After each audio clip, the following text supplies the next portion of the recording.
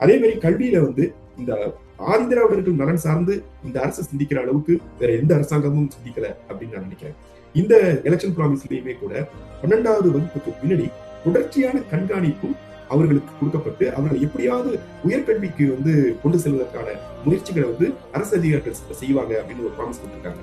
ஒரு 2-3 வருஷத்துக்கு முன்னாடி ஒரு வீடியோ ரொம்ப பாப்புலர் ஆனிச்சு. ஒரு ஒரு மலைவாசி பெண்கள் இருக்கிற ஒரு பழங்குடியினர் இருக்கிற ஒரு இடத்துக்கு ஒரு கல்வி அலுவலர் போய் அந்த பெண்ணிட்ட கெஞ்சுவார், எப்படியாவது நீ வந்துருமா, எப்படியாவது வந்து படிமா அப்படின்ட்டு. அது ரொம்ப வைரல் ஆனிச்சு. உங்களுக்கு பாத்தீங்களான்னு தெரியல.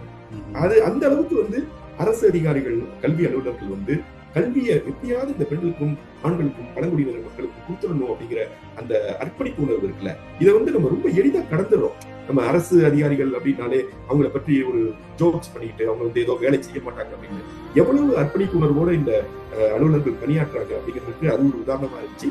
எந்த அளவுக்கு அரசாங்கம் வந்து ஒரு முனைப்பா இருக்கு அப்படிங்கிறதுக்கும் அந்த வீடியோ வந்து ஒரு உதாரணமா இருந்துச்சு. இப்ப அதை நம்ம தொடர்ந்து இப்ப ஒரு இயக்கமாகவே இதை வந்து செய்ய போறதா வந்து அடுத்த எலெக்ஷன் ப்ராமிஸ் கொடுத்திருக்காங்க. அது ஒரு முக்கியமான விஷயம்.